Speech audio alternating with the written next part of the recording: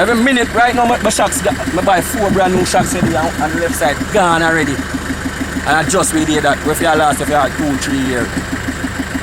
Wicked place this. I want some justice in this. Effect that the road have on you.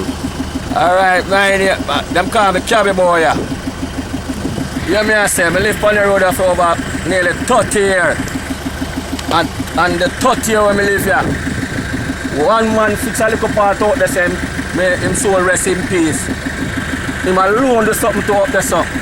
And when I drive on this in and out, the all black all road, with them on straight. You see me I say?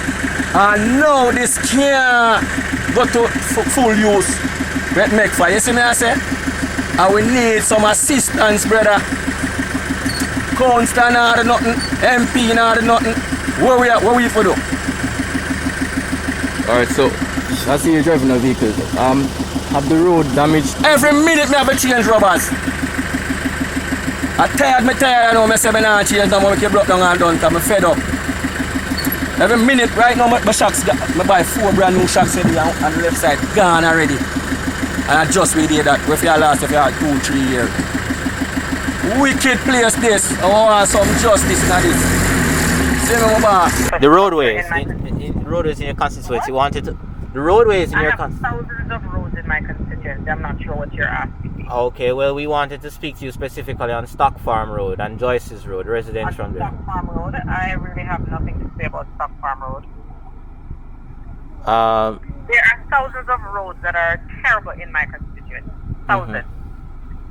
The West Road St. Andrew is one of the largest constituencies in Jamaica. Yes. And there are thousands of roads. So I really don't speak specifically on any one road that is terrible because I have many terrible roads, including main roads in West Road St. Andrew. And so what I would like is for all of the roads to be drivable and for persons to be able to not lose a hubcap or lose a tire. That is my wish. However, as you know, the budget does not allow for 63 members of parliament to get all of their roadways fixed at any one time or in any one budget period. Now, 3 or 4 years ago, from what I recall, the parish council did come in and spend $5 million on that road and informed the residents at the time that it would cost approximately $15 million to do that roadway. Now, the pandemic came, and I think that had a lot to do with why the road has not been fixed and why many roads in St. Andrew West Rural has not been fixed. Because guess what? In the last 2 years, I have not received any new roadway except for patching for St. Andrew West Rural because of the pandemic. This is something political. That Stock Farm Road is something political. Okay? It's a political vendetta against me because as soon as I won in 2016, himself, the president of the Citizens Association, along with a few members of the community who are PNP, went in front of the Prime Minister's office, right? With placards. Not having a meeting with me or anything, with placards. And he's been doing that for the last. He also wrote, let me put it on record too. This the gentleman, Mr. Simon, the president of the community association, also wrote to Minister Warmington. Minister Warmington, I know that I think is in receipt of a letter from him. So he's been lobbying everyone, but he has gotten some funds for that roadway. And as the CEO for Parish Council said, for KCMC, informed them that they will continue along that path. But I'm not really sure why he's now calling the Jamaica Gleaner to tell them about this road once again. There's never going to be enough funds to fix all the roads at once. So I'm not sure. We have a minister, and I'm sure that the government is looking at. We have been fixing more rural. If you look at the trend, right? since we won in 2016, I believe that we have fixed more rural roadways than any other administration. Because I think I've gotten 15, I was able to get allocation for approximately 15 roadways in the last 5 years. But it's still not enough. You need to find out from NAA, do some investigation as to when was the last time allocation was granted for Stock Farm Road. I'm going to ask you to do that. Call up NAA to find out when was the last time allocation, when Mr. Buchanan was there. Right? Because if you speak to citizens and residents in that community, you know, they will tell you that approximately 30-something million was granted for that roadway. And we don't know what he did with that money. And now the pressure is on me. As soon as I came in 2016, when money was granted right before, maybe a couple of years before I came in, and I don't know what happened with the funds. My name is Dirk Simon. I'm the president of the Stock Farm Communities Citizens Association. And it's a burning shame that more than 40 years, spanning several administrations, political administrations, including the NDM, for the time it lasted, there has been no plan or program for Golden Spring Road, neither for rehabilitation nor for maintenance. I'm standing now in the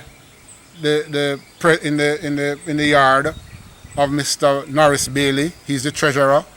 We right now have collected, we have extracted even a small denomination as $1 from every person, car owner or pedestrian. And we now have a sum of money, I'm not going to disclose it on the public, that citizens have put together. We want to partner with the government, and we have been making this overture to them for years. Citizens in partnership with government, but yet we are spurned. We have the money in the bank. We want to join with the government because all that you are seeing on the road is community effort from poor people. The road has deteriorated beyond our capacity to financially repair it, and now the road is a death trap. It's about I think it's about 60-odd million to resurface those roads, the majority of which is for drainage. Without proper drainage, you have no roads. That estimate was sent by me to Everald Warminston's office in St. Catherine, and he has done nothing with the estimate, although he required it. The road needs to be have a new substructure. It needs water channels to be cut, and it needs an overlay with asphaltic concrete or cement, whichever is more durable. We are in a hilly terrain. We have more than 120 inches of rain per annum on record for this community. And with that kind of environmental infrastructure, I don't know that 5 or 10 million can do anything meaningful. The technical people from the Honorable Minister, Mr. Desmond Mackenzie, that came to over 60 million. And that is what we were depending on to do a major overlay in such a way and engineered in such a manner that it had a life expectancy of 20 years. Are you aware of any previous disbursements made under the previous administration for this roadway? No. This road was fixed in a joint effort with citizens in a partial way about 15 years ago. So the overall repair for the community per se has not happened in a holistic way in more than 40 years, as I've said at the start of this interview. So the intervention 15 years ago was partial and we have had to undertake the limited maintenance that we can do from out-of-pocket expenses. We need the intervention. The MP said when the budget is read, the budget has now been read. And when we spoke to her, she asserted that this is a political statement and that it's a political vendetta against her personally. And she named you as one of the persons responsible for this sort of organization. What response do you have to say to her accusations? Well, we had a demonstration about the road in 2017, and we used balloons. And it was fun seeing the cars, some of them serving from the balloons, some riding over them. And all we are saying to the political directive and Mrs. Cuthbert-Flynn is that out of our frustration, we exercise our democratic right under the Constitution to have a peaceful protest. No roads were blocked. Nobody was prosecuted by the police. We spent about 2 hours. We brought it to public attention. I don't know the political leaning of anybody in this community. I don't need to know.